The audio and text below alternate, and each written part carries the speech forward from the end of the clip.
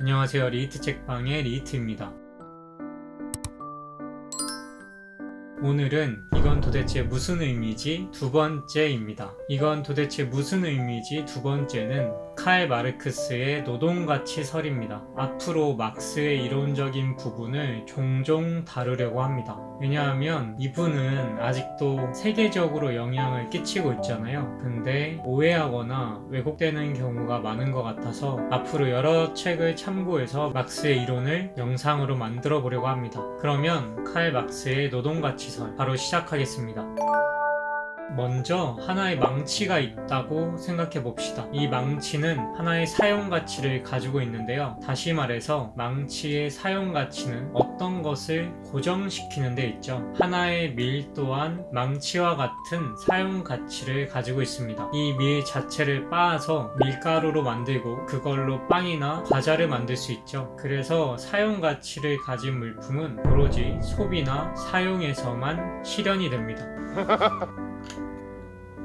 그러나 막스는 이 사용가치가 상품의 가치, 즉 교환 가치를 결정할 수 없다고 말합니다. 그러니까 망치는 무엇인가를 고정시키는 데에 사용가치가 있고 밀은 그것으로 빵이나 과자를 만들어 먹을 수 있다는 데에 사용가치가 있죠. 그러나 막스가 보기에는 교환 가치에는 이러한 사용가치가 조금도 포함되어 있지 않다는 겁니다. 그렇다면 이 밀과 망치에 교환되는 가치, 즉 교환 가치는 어떻게 결정이 될까요? 네, 막스는 상품의 교환 가치를 결정하는 것은 바로 인간 노동이라고 말합니다.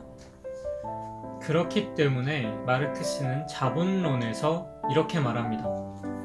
만약 상품의 사용 가치를 무시한다면 거기에는 오직 하나의 속성, 즉 그것이 노동 생산물이라는 속성만 남는다. 그러나 막스는 여기에 그치지 않습니다. 막스가 말하는 이 인간 노동이라는 것이 과연 어떠한 노동일까요? 이거는 로빈슨 크루소를 떠올려 보시면 될 것 같아요. 그가 무인도에서 살아남기 위해 만드는 모든 물건은 불특정 다수를 위한 노동이 아닌 자신의 생활을 유지하기 위한 노동이죠. 막스는 이것을 구체화된 노동, 대상화된 노동이라고 말합니다. 그가 만든 물건은 유용성, 즉 쓸만한 가치를 가지기 때문이죠. 그러나 막스가 자본론에서 말하는 노동은 불특정 다수를 위한 노동입니다.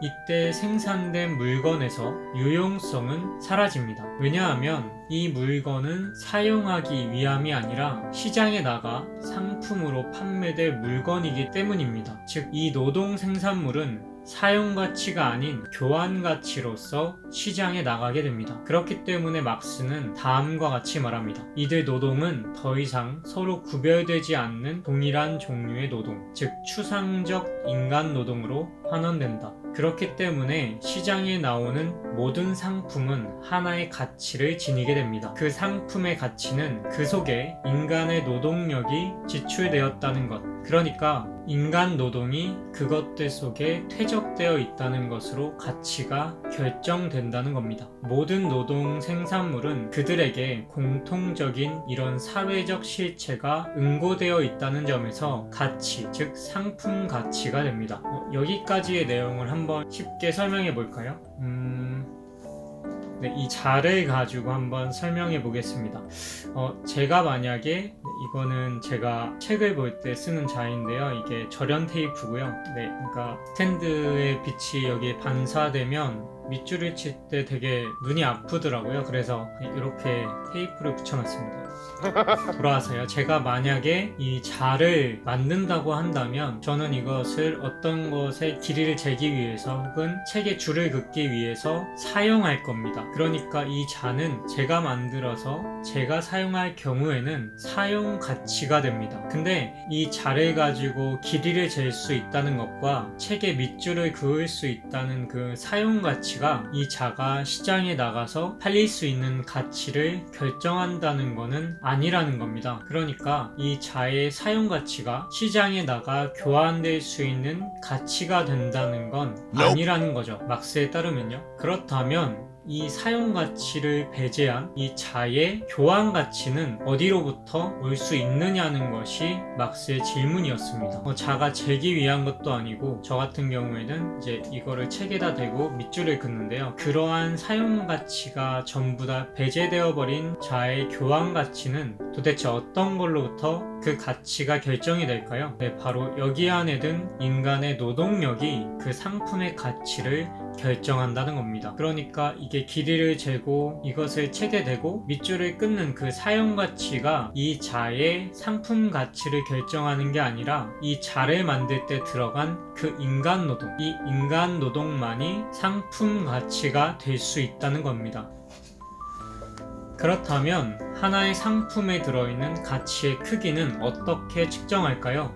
네, 간단합니다. 그것은 노동의 시간입니다. 그리고 그 노동의 시간은 시간, 일, 주 등이 기준이 됩니다. 정리하자면 하나의 망치를 만드는데 한나절, 즉 12시간이 걸리고 하나의 컴퓨터를 만드는데 반나절, 즉 6시간이 걸린다면 당연히 노동량이 더 투입된 망치의 가격이 더 올라가게 된다는 거죠. 이것이 칼 막스가 말하는 노동가치설입니다. 네, 도움이 되셨다면 구독과 좋아요를 눌러주세요. 시청해주셔서 감사합니다.